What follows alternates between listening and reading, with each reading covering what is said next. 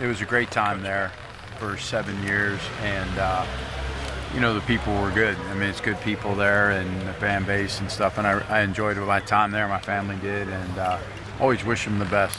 You worked with Tommy Armstrong. How much relevance is there that you know him, you know his tendencies, you know all that? Well, I mean, obviously I had him when he was a lot younger as a redshirt freshman and that. And he's grown up a lot. He's playing really well for him, and I'm proud of him. And he's obviously changed in their system and stuff. So, it's a different time and a different offense. So it's a lot harder to say this is what he does. Did you notice some faults, Tim? Yes, I did. Could you just remark on what a loss he is for that team? It was a terrible loss. Sam was a great young man, and he was liked by everybody on the football team, and it was quite a shock, really, for all of us involved that knew him. How cool is it to be able to honor a young man like that, though, the way y'all are going to honor him, at least in some ways, on Saturday? Yeah, it's a great tribute, really, to every football team, and it just shows good people, and humanity, and be able to, keep his spirit alive and what he meant to the game of football, and how he gave back a lot to the community and the younger kids and things that he did, and it's just it's really special, really special. I want to ask about the play calling procedure here. Does Ed Warner make the call, and you sometimes suggest play calls, and then Coach Meyer has the final call? Just kind of take me through how you guys do that. It kind of all varies in terms of down and distance. Sometimes, but usually between series we'll talk, come up with kind of a set plays that we like formationally and plays we want to run, and then usually Ed, sometimes myself, will make that call depending on again what it is. Do you feel like that process is going well? The three of you guys together, just yeah. I mean, I think you got really, and Zach's involved, and Stud and Tony Alford. I mean, everybody's involved between series to give suggestions to be able to get the schemes we like. Got a lot of great minds, obviously. A lot of guys coach a lot of football and see things. So I think it's been good. Tim, you guys see the vertical passing game suddenly blooming in the next several weeks? I mean, from your vantage point, what do you see there that gives you potential or gives you the feel that it could? I think the thing probably got to do is when those opportunities are there, we got to do a better job of converting. Some teams are taking that away. You can't force it. That got us in trouble last year sometimes, trying to force the vertical passes, you get interceptions. We're trying to take care of the football first and foremost and hit the open guy. So, like I said, sometimes that open guy is a deep guy, and we haven't converted quite as much. Those chances are fewer and far between, but we got to do a better job of hitting them. So is JT showing even more patience than maybe even, you've seen before in him as far as not forcing that? I think he's been good, really good, if you noticed him getting the ball out and hitting the guys most of the guys he's been going to for the most part.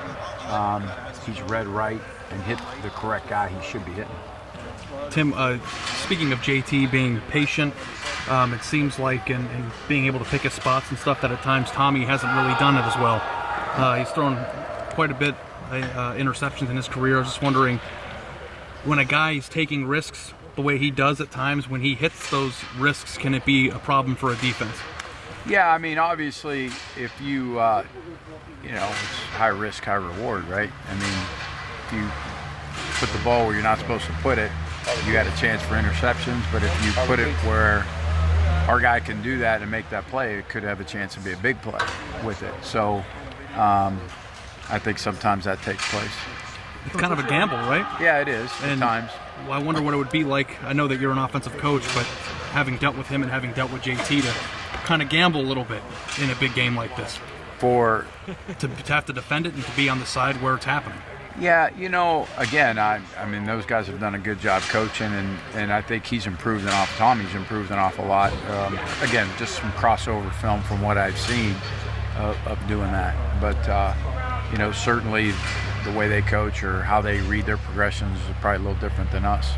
Hey, Tim, this week Urban has talked about he wants to take what's available. Yeah. But he's also said he wants to be more explosive. Yeah. How hard is that to balance, and how much has that been the focus this week? Well, I mean, obviously you want that. All great offenses want to have the big play capability to be able to score so you don't have to go on a 15, 18 play drive. But again, you can't be greedy with it because you could turn the ball over. And when you're playing in some big ball games, you don't want to do that. You don't want to give the other team life on the road or, even at home and feel like you give them opportunities to keep the game close. So you got to be careful how you do that. So you got to pick and choose your spots when you can do it, and then you got to be able to execute when that time comes. Tim, what's your biggest memory of coaching at Nebraska? You were on a staff there where y'all just, according to their fans, y'all didn't quite get over the hump, but y'all had some big moments. Played in the Big Ten championship game. I mean, what do you remember most of all? What do you recall most of all about your time there? Just great kids. I mean, I thought great coaches. Getting the opportunity to be around Coach Osborne, legendary coach, and getting to know him, and really just that environment. It is a unique place.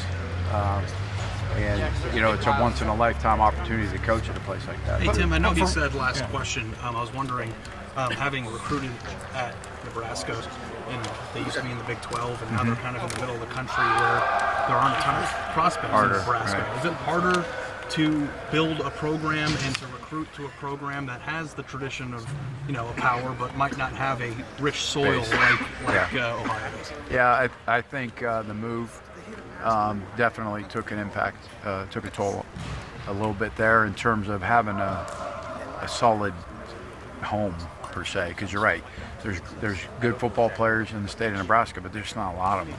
So you have to go out of state to sign your players. Did you find it was harder to go to Texas after the move? Yeah, it was. Coach, thank you very much.